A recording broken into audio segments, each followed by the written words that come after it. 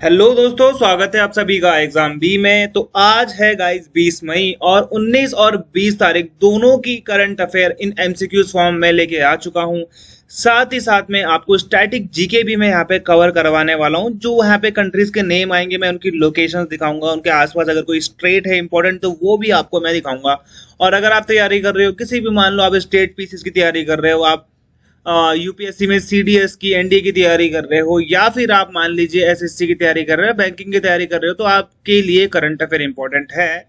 और ये सभी एग्जाम्स के लिए मैंने यहाँ पे करंट अफेयर बनाया है। विच कंपनी विल इन्वेस्ट, कौन सी कंपनी इन्वेस्ट करेगी 600 करोड़ रुपए ताकि वो एक सेटअप कर पाए यहाँ पे एथेनॉल मैन्युफैक्चरिंग प्लांट हमारी कंट्री में।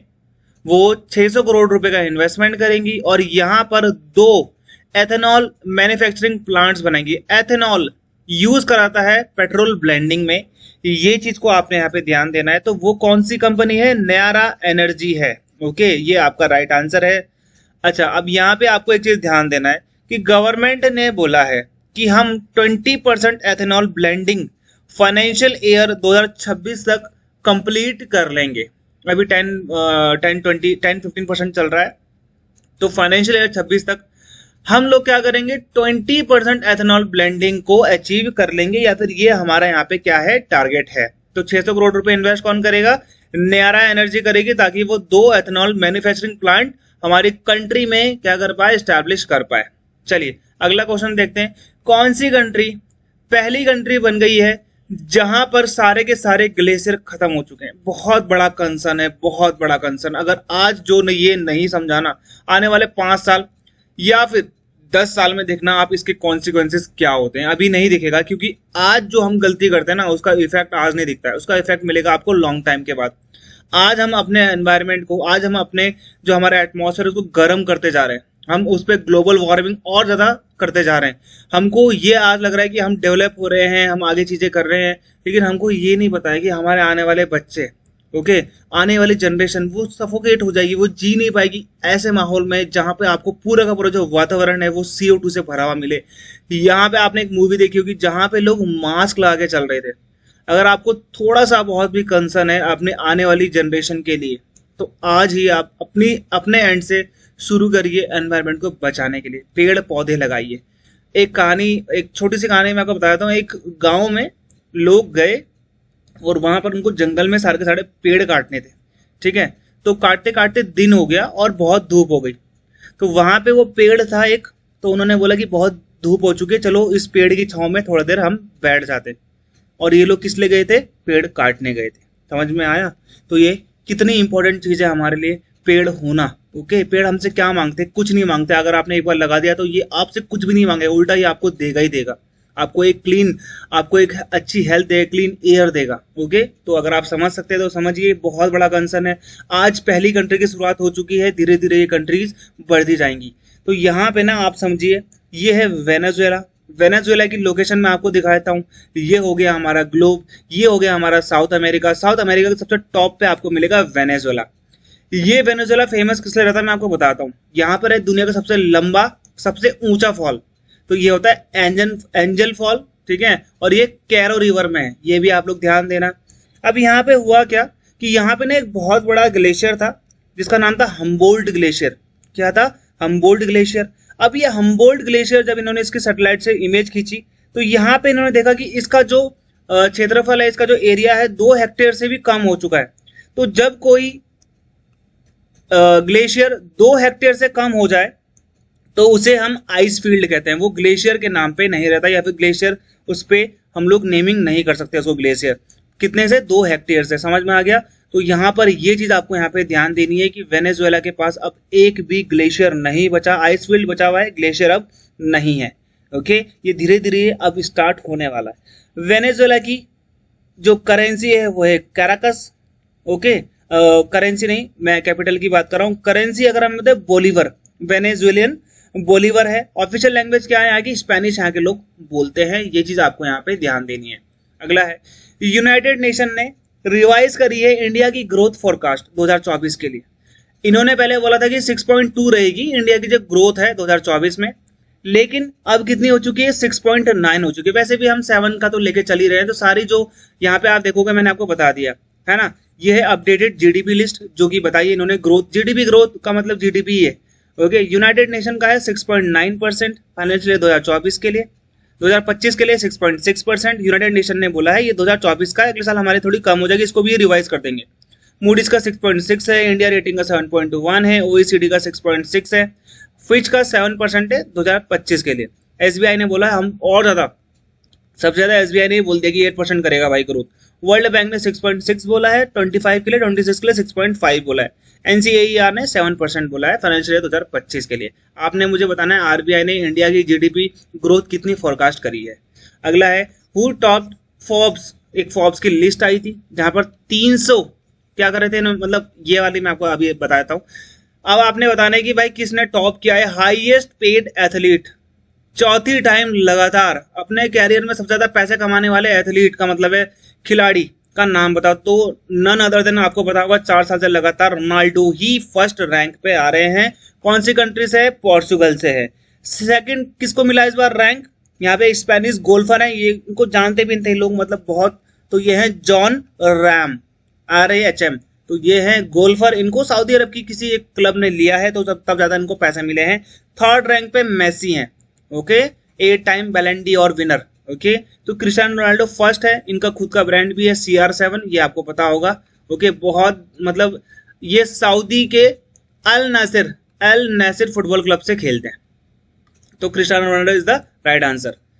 अगला देखो IFC, यहाँ पे बात कर रहा हूँ, इंटरनेशनल फाइनेंस कॉर्पोरेशन ने प्रोवाइड किया है $500 मिलियन का लोन कौन से बैंक को, ताकि ये एक्सटेंड कर पाए अपने माइक्रो लोन, छोटे छोटे लोन्स को जो अनडिजर्व वुमेन को मिलेंगे rural and semi urban India में, यानी कि इंडिया में उन वुमेन्स को मिलेंगे जो अनडिजर्व, यानी कि वो डिजर्व नहीं करती है लोन, यानी किसी कुछ कमी है या फिर किसी चीज की वजह से उनको ये लोन नहीं मिल पा रहा है, तो ये IFC ने बोला है कि आप उनको लोन दीजिए। ओके, तो ये जो इंटरनेशनल फाइनेंस कॉर्पोरेशन है, इसने किसको लोन दिया है भाई? तो इसने दिया है HDFC बैंक को, प्राइवेट बैंक है, आपको पता है। ओके, वर्ल्ड बैंक के बारे में आपको बताता हूँ, आपको इसमें ज्यादा सारे इंडियंस मिलेंगे टॉप पोस्ट पे। 1944 में इसकी एस्टेब्लिशमेंट होती है, हेडक्वार्टर इसका वॉशिंगटन DC में है। प्रेसिडेंट अजय बांगा जो कि मास्टर कार्ड के CEO थे। MD and CFO, chief financial officer, managing director Anshula Kant, okay, chief economist Indermit Gill, executive director Rajesh Khullar, members कितने हैं? 189। यही चीज आप ध्यान देना, पूरा के पूरा आपको इंडियन ही मिलेंगे टॉप पोस्ट पे।